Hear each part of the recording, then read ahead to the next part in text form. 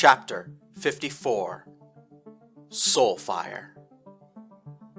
Resonance Cascade, Caldorix, and Eventide Volunteer were docked together, forming a larger spacecraft. Drifting through the distant reaches of the Nethupa star system, the conglomeration was a hive of activity. Hanakon's men had seized control of the conduit chamber and were using it to bring reinforcements aboard. A small cadre of telepaths, loyal to Hanakon, were used to keep the nearly 700 prisoners docile, while a plan to deal with them was being worked on. "Obviously, my men will be taking all of the prisoners back to Bayu," Hanakon said during a meeting on the bridge. "My organization has ways to deal with situations like this." Most of the R4 mercenaries were present aboard Caldorix, with one exception. Bronley, the smallest and lightest member of the team, had donned a spacesuit, grabbed several extra tanks of oxygen, and taken the racing ship Mirage out to try and find the 4 men who missed Caldorix and flew off into deep space. "Panico might still be alive out there," Bronley had said before leaving. "I want to be certain." Selborn, Kara, and Appia took Tenna away someplace private, insisting on talking to her without any of the men around. Trig, meanwhile, ventured into the conduit chamber. Just like at the Shroudwalker Enclave, the stone archway that made up the conduit was the only object in its dedicated chamber. "Only big enough for people to walk through," Tactical Officer Rulan grumbled. "I was really hoping we could ram an armored vehicle through this thing." A pair of Sutherian telepaths emerged from the conduit, conversing with each other as though they had done nothing more mundane than crossing a road. Per Hanakon's orders, they were to scour the Caldorix for any sign of Avitus, who was neither captured nor killed during yesterday's battle. Trig felt a tap on his shoulder. "Hanakon wants to see you," Anfel said. Hanakon was on the bridge, which was still depressurized after having the ceiling blown out. Trig donned a pressure suit and stepped onto the bridge. Someone had strung a series of lifelines around the room, so that people could pull themselves from one area to another without accidentally drifting into space. Hanakon was standing next to the Khan's throne, holding onto one of the lifeline cables with one hand and waving Trig over with the other. This was Rapakin's throne, or, as I should say, your father's throne, Hanakon said. "I am impressed, boy. For someone so young, I do see shades of my old master in you." Thanks," Trig said, unsure how to respond. Hanakon put one hand on the armrest. "I was told you met Camber before he was spaced," Hanakon said. "May I see your memories of the encounter?" Trig was surprised how easy it was to let another person into his mind. He found he was able to guide Hanakon around his own subconscious, and Hanakon allowed himself to be guided, so there was no chance of accidentally stumbling upon memories Trig would prefer to keep private, such as his exploration of the Shroud or his very intense feelings about reuniting with Tenna yesterday. After watching the mental replay of Alex Camber's death, Hanakon withdrew from Trig's mind. Camber really seemed to believe he was doing the Great Khan's work. I don't dare ask how his thinking has been warped over the years. Something in him must have broken. Hanakon looked up at the gaping hole in the ceiling. "I know Panico insisted on teaching you the ways of the resonant, and you've picked up a few techniques. Psi inspiration and telepathic shields are useful, but you need to learn Soulfire." "That's the blue and purple fire Camber threw at me," Trig said. Hanakon nodded. "You should know at least one offensive Psi technique, just in case. But first..." Hanakon grabbed the armrest and pulled it clear of the throne. He reached into the cavity and withdrew 2 small stones that seemed to glow with a faint blue light. For a moment, Trig could see the sense of hesitation radiating out of Hanakon's mind. Then it was gone. Hanakon extended one gloved hand, giving the keystone shards to Trig. You were the mastermind of our victory yesterday, so I won't stand between you and your father's legacy. As Trig took the keystone pieces, he said, You do know why I'm gathering these, right? To destroy whatever my old master was building in his sanctum, yes, Hanakon replied. But the great Khan's greatest work was kept secret from even his closest followers. That should be proof enough that we were not worthy to know of it. Trig paused, then worked up the courage to ask, What about your stone? It's the last one we need. Hanakon pointed over Trig's shoulder. Meet me in the conduit chamber in 3 hours. Bring the girl. Be prepared to learn the art of Soulfire. When Trig arrived at the conduit at the appointed time, Tenna was already there. She was wearing a full-body pressure suit and carried a helmet under her arm, seemingly frightened of another depressurization event. Selborne, Appia, and Kara were fussing over her, but she broke free when she spotted Trig, saying, Seriously, I'm all right. Tenna approached Trig, her face turning red. By now, Trig's psionic powers had grown to such a point that he could perceive other people's emotions as a colored aura if he put in enough focus. At this moment, Tenna was surrounded by an intense pink halo of embarrassment. Hi, Trig, she mumbled. Thanks. Again, I mean. I can't thank you enough. That's twice you've saved me now. 3 times, Trig said with a smile. Don't forget Edelton. Wow, I did forget. Tenna let out an awkward giggle. We've been through a lot, haven't we? Selborne let out a yell. Oh, for the love of Ariha, just kiss already! Kara punched Selborne in the arm, while the 2 teenagers blushed and looked away from each other. Trig could not help but notice that something looked off about Tenna. Somehow, she was not the same person who was abducted from the Enclave just a few weeks ago.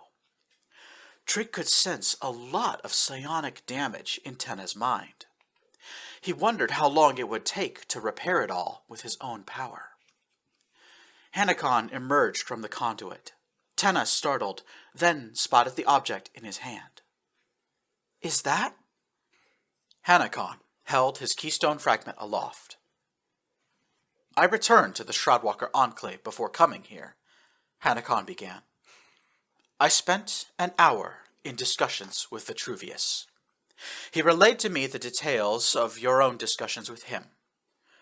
We have agreed on 2 points. First, Avitus has fled from the battle through this very conduit. We believe he is waiting to ambush you at the necropolis. Second, neither Camber nor Avitus are acting in accordance with your father's will. Therefore, Trig Shepminter, you will be given the last keystone shard, and we will help you reach the necropolis. The 2 of you are so different, Trig said.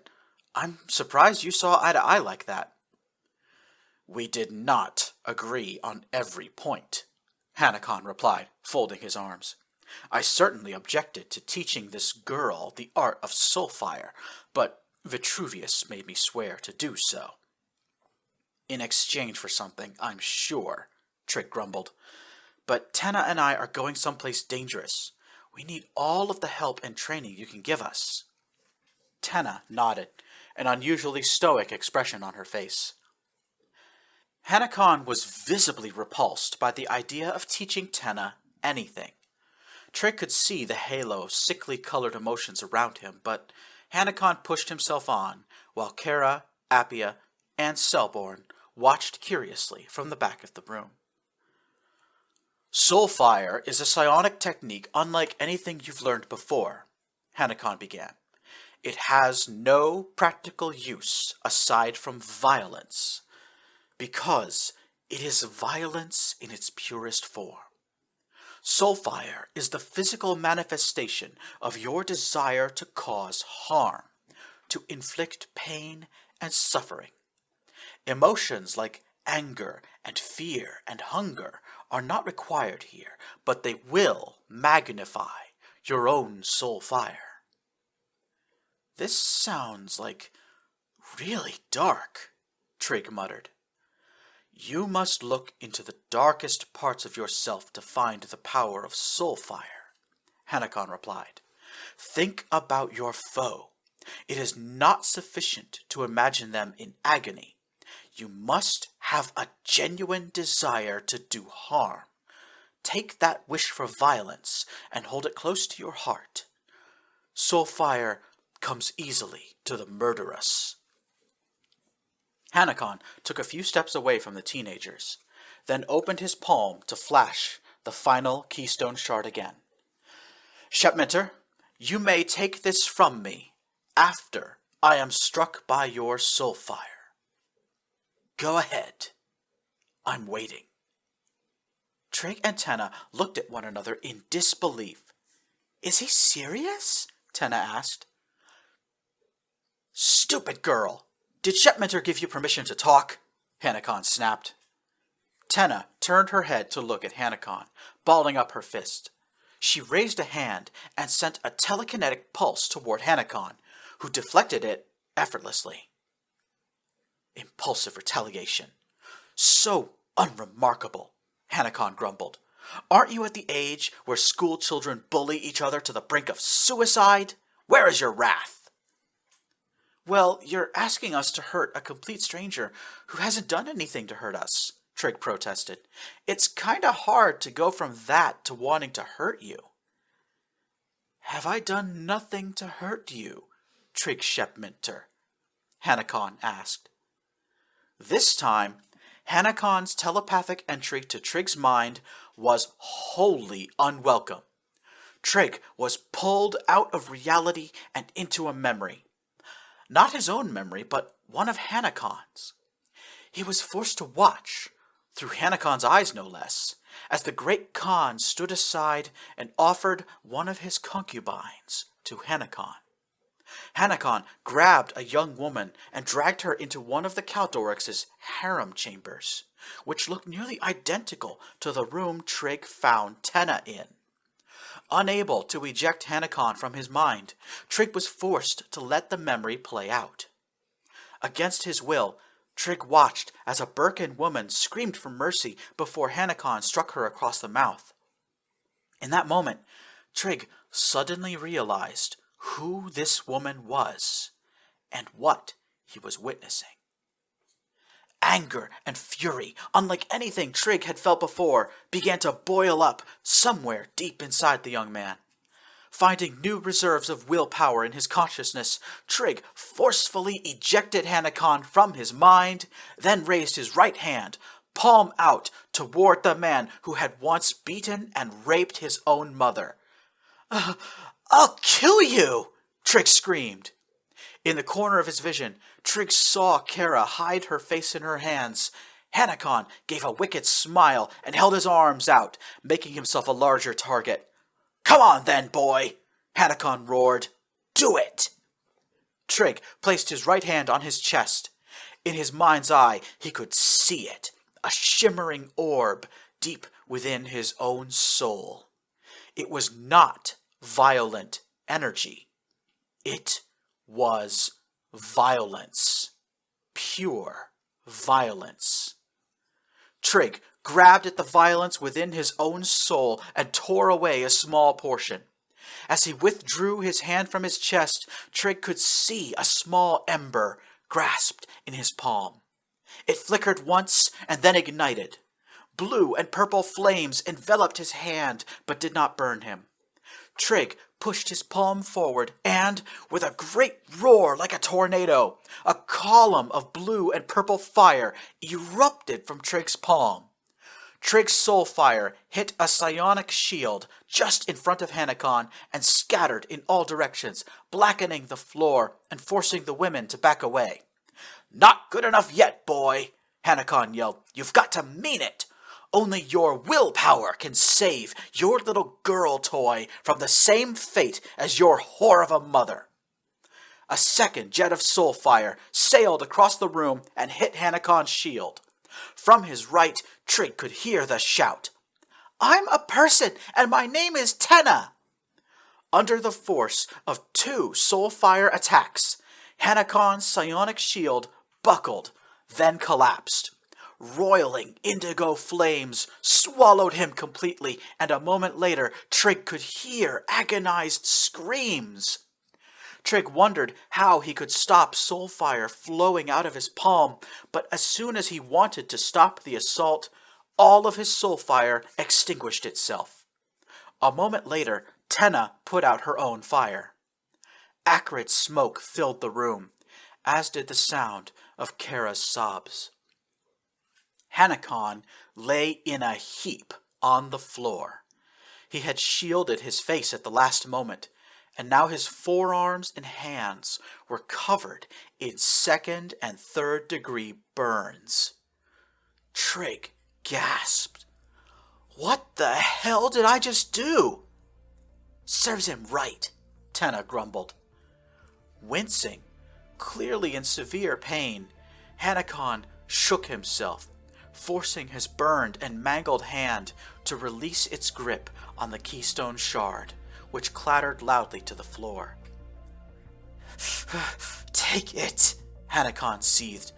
"Finish your quest, son of the great Khan."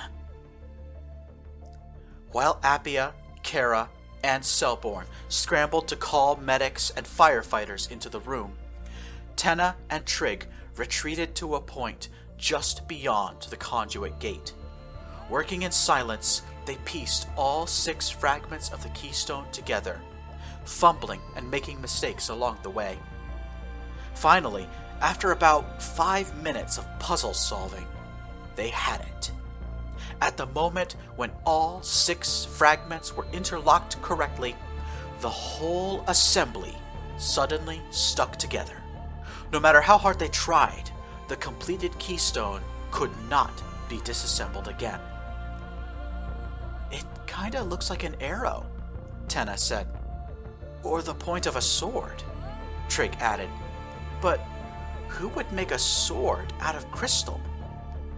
"Maybe we'll know the answer soon," Tenna said. "We've got the keystone now. So that means—" "It's time," Trig said. "We're going to the necropolis."